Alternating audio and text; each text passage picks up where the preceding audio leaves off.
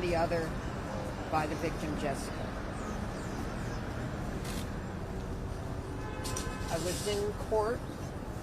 It was very emotional for my clients. Each and every one of my clients, Mimi, Lauren, Annabella, were all crying. Here is just the last part of what Mimi said in her victim impact statement. She said, "I've never felt vengeful, and going into this initially, I didn't even feel anger. I just felt sad. Sad for myself, sad for everyone he hurt, and I even felt sad for him for having done this to himself. But I have observed an indifference, a lack of remorse, a lack of acknowledgement, a lack of awareness and self-awareness by the defendant throughout this process that has made me feel anger, that has left me concerned that he is completely disconnected from the gravity of the crime that he committed against me and the impact it's had. I can only hope that whatever sentence the court sees fit is long enough for Harvey Weinstein to acknowledge what he's done and to be truly sorry." And I think, and this is my opinion, that this sentence is long enough for him at least to begin to understand what he's done. Whether he will ever be truly sorry, I don't know. What did you think of his statement? His statement was rambling. He had a right to make it. He indicated some remorse, whether it was heartfelt, whether it was remorse for having been convicted, having been sentenced to prison, or expecting to be sentenced to prison, I don't know. But I'm really not concerned about Harvey Weinstein. Harvey Weinstein, I will see again, because I will see him again in Los Angeles. Because the Los Angeles case, the criminal case against Mr. Weinstein, will move forward. I have every reason to believe there'll be a very speedy attempt to extradite him. Don't know whether he will fight extradition. If he does, I don't know on what grounds, but we'll have to see. But as I have indicated previously, I represent Lauren, who was one of the Molyneux witnesses in this case, and she is one of the two victims for whom charges have been filed in Los Angeles. So she will be testifying there as well, and I'll be representing her there as well. So I want to say that Rosie Perez, who was sitting next to me in court, and who was being extremely supportive of her dear friend Annabella, and who gave very, very compelling and strong and courageous testimony, asked me to say that she feels that this is for all sexual assault victims. And she feels their voices are now being heard. Gloria, and it was very emotional for Rosie in court as well. So I would like to say that I do think it's, in my opinion, a fair and appropriate sentence. He was afforded due process. He had 5 defense attorneys sitting in court almost every day. Most defendants cannot afford even one private defense attorney. So he got all the due process that anyone could get and more, because his attorneys demanded it, and I believe that they got it. What do you think about what he said about men being confused? Men being confused. Well, maybe he's confused. I don't know if he's speaking for all men. I don't know that he would have a vote from all men to be their messenger, but I will say this. If you are a sexual predator and you are confused, all you have to do is remember this. 20 plus 3 years. And part of the consideration in handing down a sentence by a court to a person convicted of felonies is to consider the deterrent effect. So for all those who are still preying on women, who want to engage in the high risk taking of harming women and thinking you'll get away with it, that gamble is likely not to pay off for you anymore. And if you're a high profile figure, don't expect anything but equal justice. Don't expect more than equal justice under the law. Gloria, you seem very emotional. Why are you so emotional? I'm very emotional because I'm feeling the emotions of my clients. I know what they've been through. I know what they've been through when they testify. I know how it has been for them behind the scenes. I know how hard it has been for them. But they have faced their fears. And they have shown courage. And as Susan B. Anthony has said, courage is the best protection a woman can have. And because of their courage, and because of the voices of so many other women speaking out, there is finally as much justice as is possible in this case. Can you talk about the moment having all of those women together in that room, walking in that room, being there in concert, further from being in the shadows where this case started? Can you talk about that? All of the 6 witnesses called by the prosecution were in the courtroom this morning. They were also, I was just with all of them as well, and also prior to their coming down. Many of them are still processing the sentence. They're just overwhelmed and still trying to understand it. But I have expressed to the district attorneys and to Cyrus Vance and to Jonah Luzzi and to Megan how very professional they were. I do feel that this New York prosecutor engaged in a big risk when he took this case because it was an unusual case. It involved persons who were acquaintances, not a stranger in a dark alley rape case. It involved witnesses who sometimes had communication with the defendant afterwards. This is very unusual. And it's against a powerful figure. But the empowerment of women met the power in the courtroom, and the district attorney took that risk, and I thanked him for that. What happens tomorrow? What's tomorrow for these women? What's tomorrow for this women? For these women, I don't. Well, we'll have to see. I think they're taking it day by day at this point. Is it a victory? Nobody will be coming out right now. I think they have called us. Is it a victory of the Me Too movement? Is it a victory of the Me Too movement?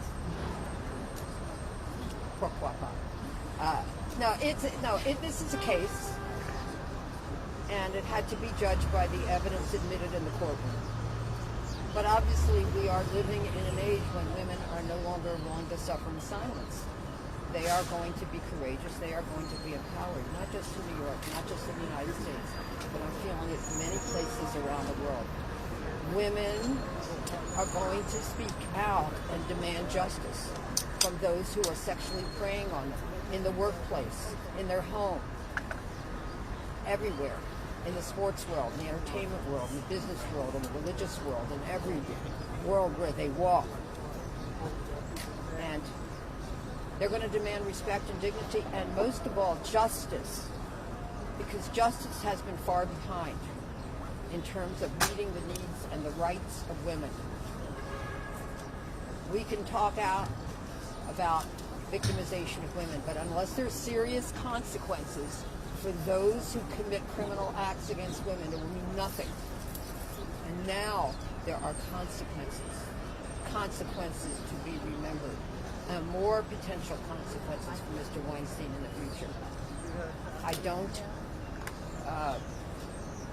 don't fail to give him credit for some of the things that his defense attorney said that he should get credit for.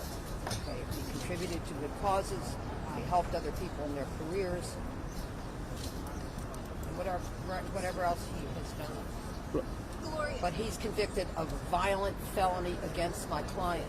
He got 20 years for criminal sexual assault of my client, Mimi. Potentially 3 years, it's not 100% clear, for rape in the third degree against Jessica, whom I do not represent. This is a new day. It's a new day for women to know that if you have courage, there will be consequences for the predators who hurt you. So for the predators who are going to wake up in fear tomorrow and say, are they coming after me next? My answer is probably yes. Gloria, Something this harsh. Question. One of the jurors said that, they had thought, even if Mimi had made a mistake, this is the juror, even if she made a mistake, even if she did something stupid, again, his words, in going to Harvey Weinstein's apartment, she didn't deserve to be assaulted. Is this a thought that a juror, a male juror, a majority male jury would have had several years ago? The question, for those of you who couldn't hear it, is that a male juror said that even if Mimi had made a mistake in going to Mr. Weinstein, aka the convicted felon's apartment, that she didn't deserve to be assaulted. I think this is very important because Ms. Rotuno, one of the members of Mr. Weinstein's defense team, has said when she was asked about sexual assault, she said she hadn't been sexually assaulted. She wouldn't put herself in that position. Mimi did not put herself in a position to be assaulted. Women have a right to go to someone's home, to someone's apartment, to someone's hotel, to someone's place of business, anywhere and everywhere, and they do not have to expect that if they go there, they will be raped. They will be victimized by criminal sexual assault. This is wrong to victim blame. And even though defense said they weren't victim blaming, they weren't victim shaming, what they said speaks for itself.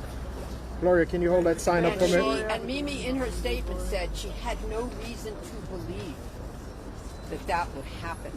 She had no reason to expect that. He had never committed an act of violence against her prior to that.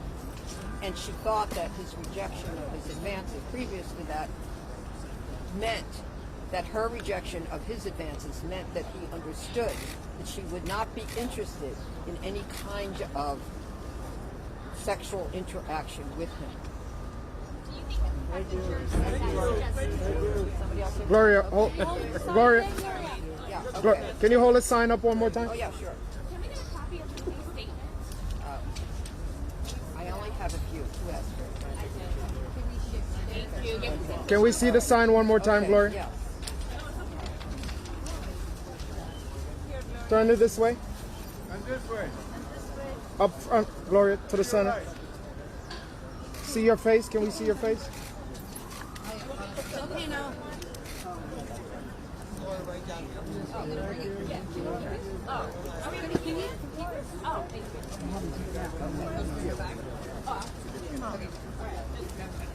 Molly. Thank you.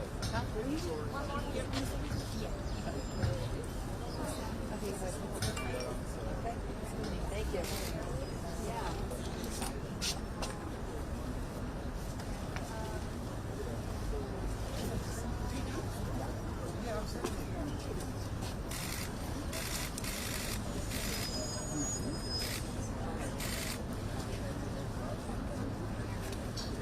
Our client, Tarley Wolf, appeared as a Molyneux witness in Harvey Weinstein's trial, but because she was not a named victim, today she was not able to give a victim impact statement in the courtroom, but she does have a statement, and she'd like to read it to you. Thank you. Pardon me if I bounce around a little bit. After I was raped by Weinstein in 2005, I was confused. Why didn't I scream? Why didn't I fight? I thought I was stronger and I hated myself for being weak. That self-hate turned into shame and guilt. Shame that I never should have felt and guilt that was not mine to own. I I didn't know that at the time, and I didn't realize it for 12 more years. Harvey Weinstein stole a part of my self-worth, treating me like I was nothing, and I became fearful and mistrustful, not only of others, but of myself. These feelings were unbearable to live with, and I pushed back the fear, shame, and guilt to move on with my life, because that's how most of us survive. I was okay, or so I thought, until I read about the brave women speaking out with their stories just like mine. The heartbreak of shame and guilt came flooding back.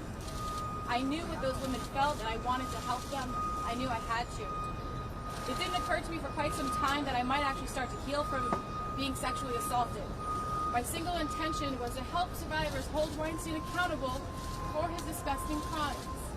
As I began my quest to help others, I was introduced to several incredible people that made me realize that I am also worth standing up for.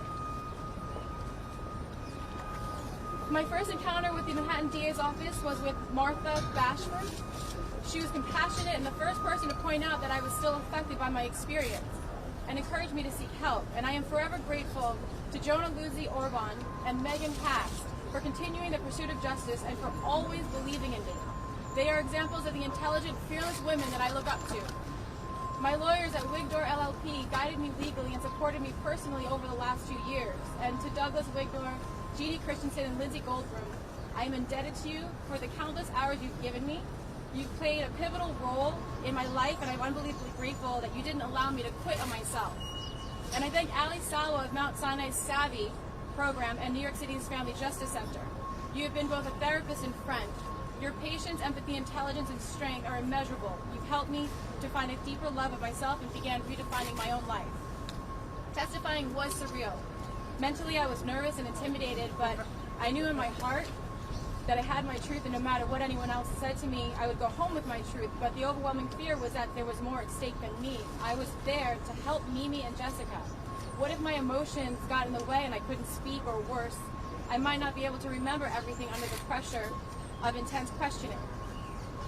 Today, when Judge Burke said, before the entire word 20 came out of his mouth, my head just went into my hands, and I couldn't believe what I was about to hear. No one thought we'd be here today. No one thought Harvey would ever see a courtroom. And even still, no one gave him more than 10 or 12 years. And when Judge Burke said 20, for the first time I can say, I feel a sense of happiness, I guess. Because this isn't a happy circumstance to be that we're all here for. But I feel joyous with what Judge Burke decided, and I'm grateful to the jurors and the prosecuting team, the DA's office, and everybody involved, and to all the supporters. Thank you. I hope that the sentence sends a clear message that times have changed and that more women need to speak out for themselves, and that men and women need to speak out for each other. We need to show self-love and empathy to overcome centuries of illogical thinking that has normalized the sexual mistreatment of women. This is hopefully just the beginning, and the conversation must continue. And I thank you guys for continuing the conversation. Appreciate you all. Thank you.